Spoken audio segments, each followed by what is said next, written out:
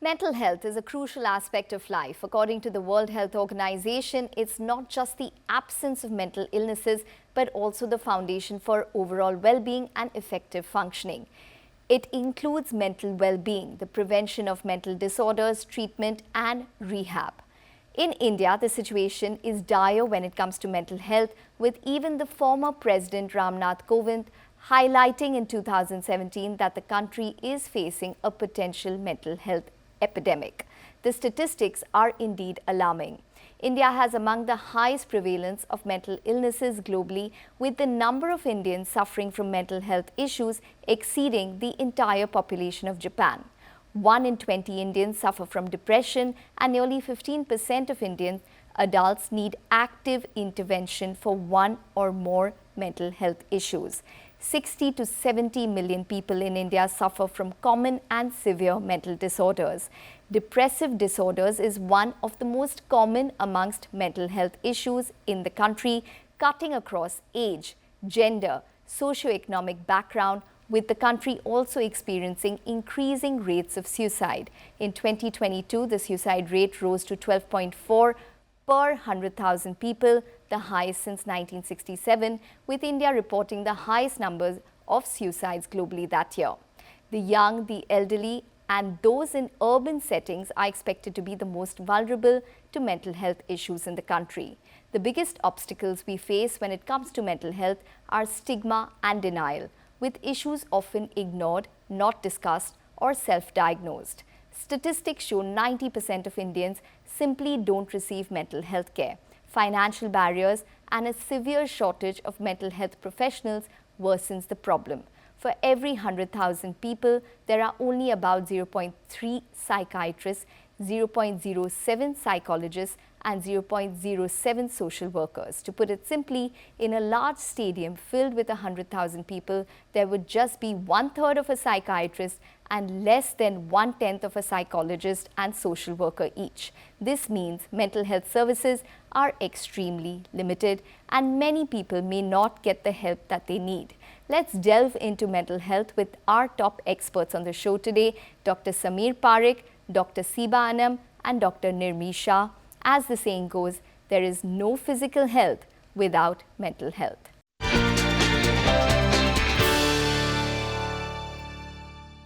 Well, Dr. Shah, let's start with you.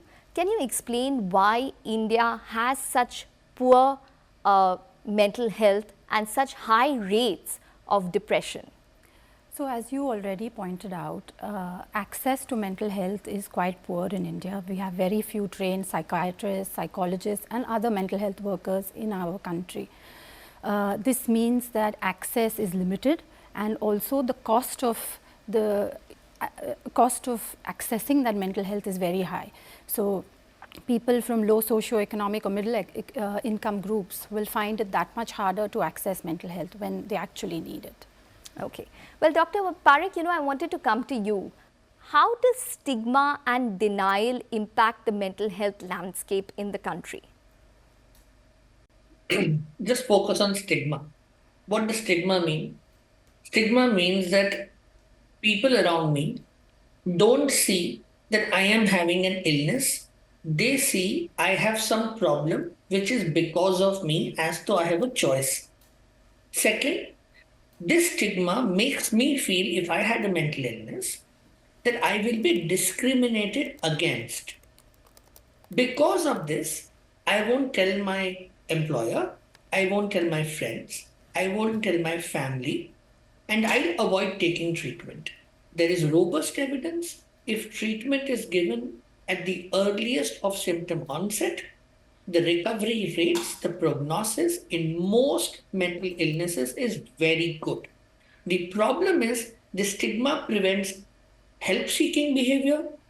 Delayed help-seeking behavior starts a vicious cycle of quality of life being impacted for the individual and the families. Okay. But what then do you tell the families when it comes to stigma and denial? You tell them that it's an illness. I mean, you don't blame somebody with diabetes that why is your insulin not functioning fine? You didn't tell somebody for COVID that why are you having fever? You don't tell a patient with typhoid you shouldn't be having this symptom or that symptom. You take them to help. You don't tell a cardiac patient that why are you having a blockage in your heart? You should do something about it. It's your weakness. We don't do that. Whether it is insurance, whether it is leaves, whether it is support, when it comes to most physical ailments, we have very clearer systems available which we are accessing. Whether it is for, let's say, a school going child or a working adult for an elderly. But when it comes to mental ailments, somehow we first think, what did you not do right? Why don't you avoid this? In fact, don't take medications. There is a whole lot of stigma around medications. You will also think about that, no, don't go for therapy. Why can't you talk to a family member? Why can't you talk to a friend? But you don't say that for other medical ailments. Okay, but statistics, like I pointed out earlier, show that the young and those in urban settings seem to be quite vulnerable when it comes to mental health issues. Why is that? I think the stressors that people face in the urban settings, and also the young people, the kind of competitive atmosphere that they are finding themselves in is like never before. We don't talk about mental health as a society. It's not given much importance in our education system as well. So people feel that they're not equipped enough, and therefore this particular two groups are the ones that are most vulnerable at the moment. Okay. Has there been an incremental rise or a rise in the past decade or is it because more people are comfortable with coming out with their problems? I think it's both. People are now more aware that this is mental health, and therefore we should come and speak to somebody and get help. And also stressors have increased, financial stresses, we've had the COVID-19 pandemic. So these kinds of stressors have happened more recently, which means more and more people are struggling with their mental health. So it's a bit of both, I believe. Okay. Well, with regards to the elderly, that's also a section which does see a lot of mental health issues. What contributes to mental health issues in the elderly, and how does one tackle them effectively? Sure. So there are multiple factors. So the age itself it means that the people may feel less resilient than they did before. Illness, so chronic health conditions or any kind of acute illness in the elderly population means their mental health can be affected. It could be financial strain that tends to happen in the elderly, particularly if they are having health issues. Also, we are moving towards more nuclear families, so the lack of support is another big factor in the elderly age group, where they are finding that they have to lead more independent lives without enough support. There are a lot of people in India, elderly people whose children are living abroad, working abroad, and they are on their own over here. So that has become an issue in the elderly population as well. Also, the elderly are coming forward also now, because they, the awareness is improving, but we're still, there's a lot of distance to cover. But what are the problems that they most commonly present with? It could be changes in their mood, so depressive symptoms like mood changes, lack of enjoyment in what they're doing. They may present with trouble sleeping. A lot of them can feel very overwhelmed and anxious. They feel that they cannot cope with what, it could be simple household chores. They may not be able to accept that they're becoming increasingly dependent on other people for help. That may be a problem. It could also be behavior changes where they are isolating themselves, withdrawing from people, reducing social connectivity may be a factor. And some people also have very morbid suicidal thoughts that can affect them.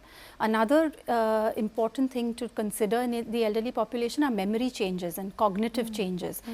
So things like dementia, this is also something that people are not much aware of. So what do you recommend? How does one tackle this? I think recognizing that something is off in the way they're feeling or in the way they're managing their emotions, and getting first, the first step would be to talk to somebody they trust. It could be a friend or a family member, and then the next step is to get the professional help. So making this conversation around mental health something in our family, within friends, something, look around yourself also to see if you can identify somebody who's struggling with their emotions, or you notice that they're not picking up your calls, or that, they are distancing themselves, they're not attending social gatherings like this, like they did before. Reach out to them, ask for help. encourage more and more people to come forward and seek help. Okay. Well, Dr. Parikh, what are the signs that one should probably notice or be aware of when it comes to mental health? If you feel there is a change in mood, which means mood going low or maybe irritable, change happening in behavior, change happening in my social engagement, change happening at my performance level, which could be my occupation, my academics, or my day-to-day, change happening in the way I look at my own self. And if this is happening, let's say for a continuous period, 2 weeks or so, and it's giving me in a negative impact on my functionality, my overall functioning is coming down because of any one of these things, almost in a consistent manner, this could be possibly a mental ailment and I need to see someone. Let's also be very clear. You were right that we have a deficit of experts. So over expertization is also not a solution. We need to encourage people to go to the family physician, general physician. I believe way forward is utilizing the digital innovations, whether it is digital telemental health or whether it is using and bringing AI in mental health, because you will need to create more and more layers so that more people can get access at the earliest in the most cost-effective manner, so that you can also figure out the way to navigate around the dearth of experts. Okay. All right. So what are the strategies that you would recommend to cope with mental health issues? Not every mental health issue is probably warrants seeing a doctor right away. It's probably, being healthy when it comes to your mental health as well. So what are the strategies that you would recommend, Dr. Parikh, to somebody watching this show? I mean, I'll split this in two parts. I'll split that what we can do at a collective level and what we can do individual. Collective, let's start from children. Mental health curriculum in schools, psychological first aid both in schools and workplaces becoming almost a part of who we are, and in schools working on bullying and media literacy. You move forward, you start working on skill building throughout here so that people are able to deal with stresses of life, so that they don't need to seek help every time they are struggling, and they need help only when they truly need it. And then you create a layer of, like I mentioned, AI and primary physicians, making digital mental health available so that you bring the cost down as much as you can. And then you integrate it both at primary, secondary, and tertiary level. Also, a lot of times we forget that comorbidity is high. So you may be having cardiac, diabetic, onco-related problems, but they also come with mental health issues. And if they aren't addressed, then the prognosis is affected. At the other side, what can we all do? I think we'll all need to understand that we'll have to bring a level of mindfulness of urban living, especially. There is a bit of a hustle, there is a bit of a rush that we are all in. Most of us don't find time for our own selves. Most of us don't invest in relationships. Social media followers and likes and views really don't quite matter as much as meaningful relationship. I mean, the most established happiness. The study what brings happiness is meaningful relationships. So invest in relationships, physical activity, a lot of me time, being able to take breaks, balancing life, doing things that you believe in, like and enjoy, and never hesitate to seek help. Now, that's something, if we start doing it and balance this, we'll be able to do the best that we can. At the same time, in spite of doing everything, I may still get it. If I get one, go ahead, seek help, don't hesitate. Okay, all right. On that note, we're going to take a short break. We'll be back with more questions. Stay tuned.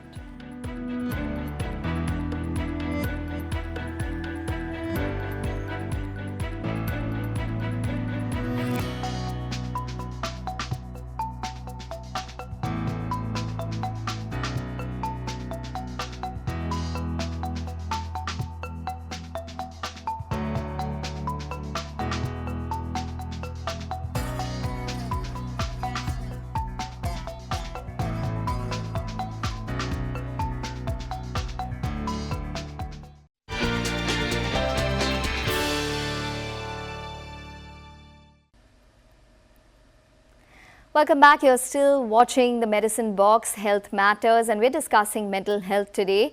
Well, we have with us three experts, and I'm going to move over to Dr. Seeba for some questions. Dr. Seeba, well, you do practice out of Chicago, but you are very focused in terms of your work when it comes to children and mental health.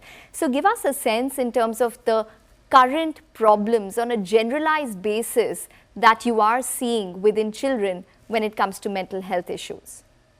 Absolutely. First of all, thank you for the opportunity to be here today.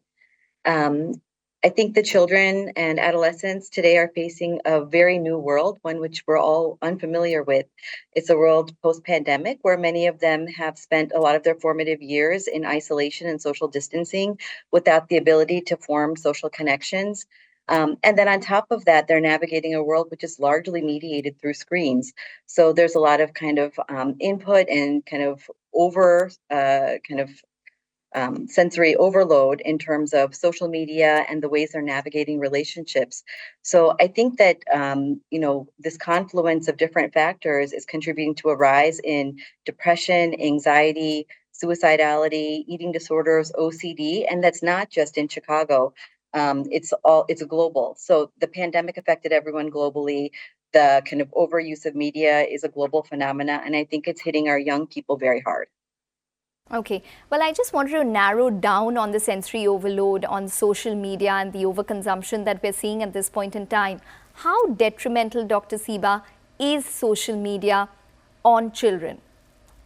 I think that's a nuanced question, and I think we don't really know the answer. Social media is relatively new, and I think our adolescents are, one of the first generations that's grown up with kind of the constant presence of kind of digital media and internet in their homes.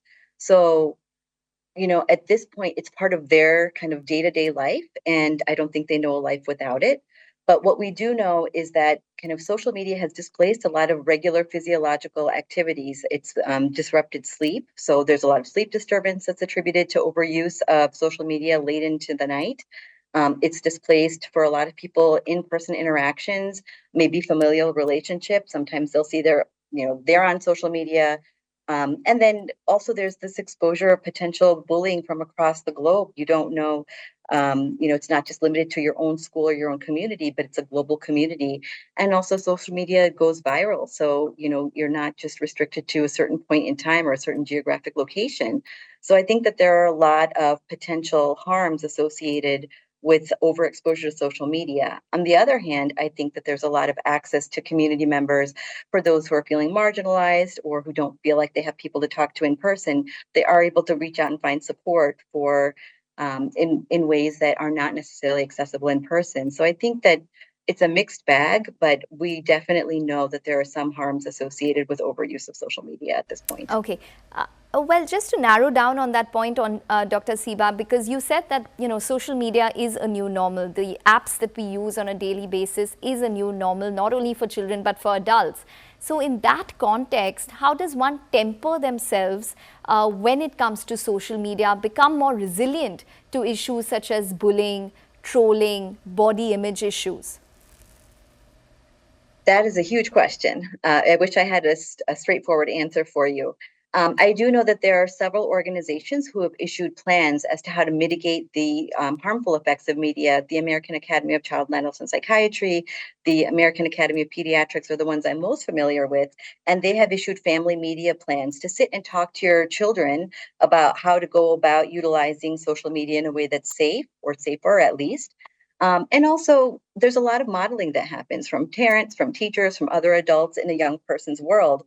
So if a child is seeking advice, support, or guidance from their parent, and their parent is on the phone, sometimes that's a way of modeling that this is the way you go about getting answers to things. So I think that parents can also have a really effective role in how to model appropriate internet use, kind of limiting the ways that they post or what they post, or talking to their children about what's having their consent about what they might want to post about their children. This is becoming a new kind of policy, or a new kind of health promotion tactic as well, kind of discussing posting and social media use and creating a family media plan.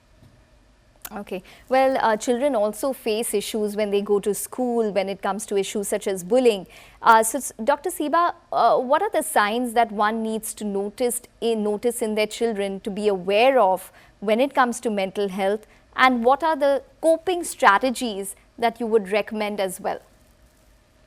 This is a great question. We're having a meeting called Supporting Our Youth, New Directions and Wellbeing with a lot of collaborators here in India and Bangladesh.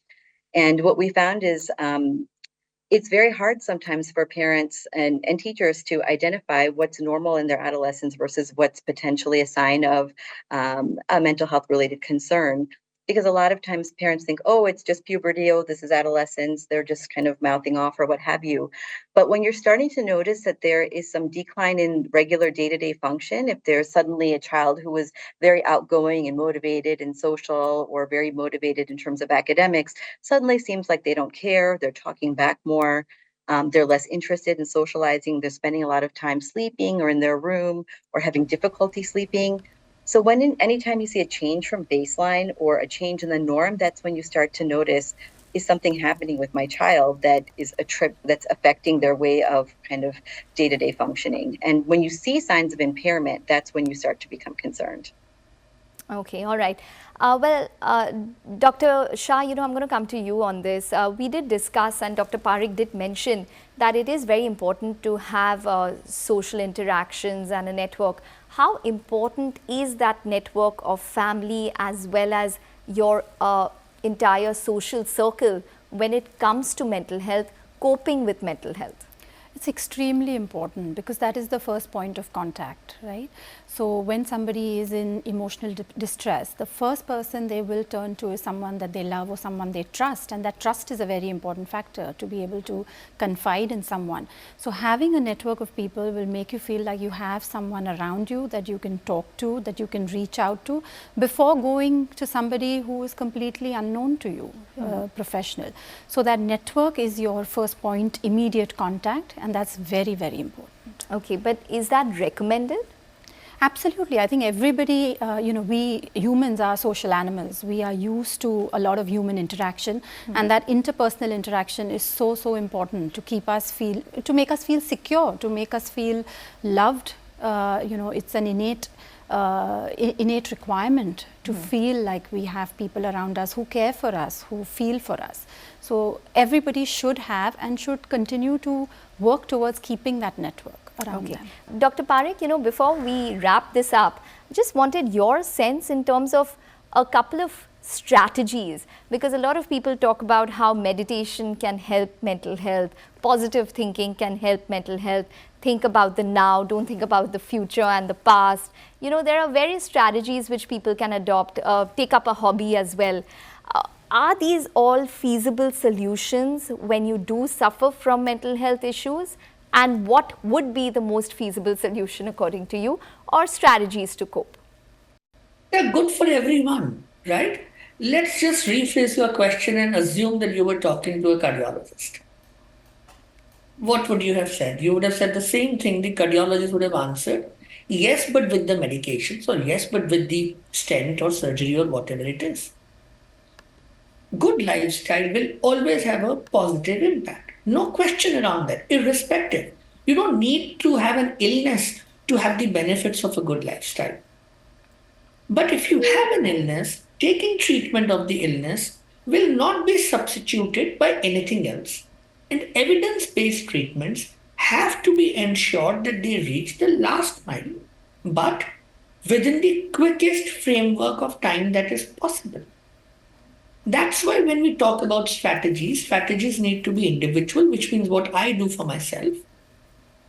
Social, which is what all of us as a collective do for each other, loved ones. Workplace, school, policy, social media platforms, so on and so forth. All of us have a role to play. Mental health means each individual is a stakeholder. And when all stakeholders put in their effort together, for probably the next 3 to 5 decades, we will find a solution to mental health which will reach everyone Okay, all right, Dr. Parikh, Dr. Seeba, as well as Dr. Shah, it's been a pleasure, and I think this is only part one of discussing mental health issues. I think we've just about scratched the surface, and we have a long way to go when it comes to, going deeper when it comes to this particular topic. Thanks very much for joining in and speaking to us. Thank you.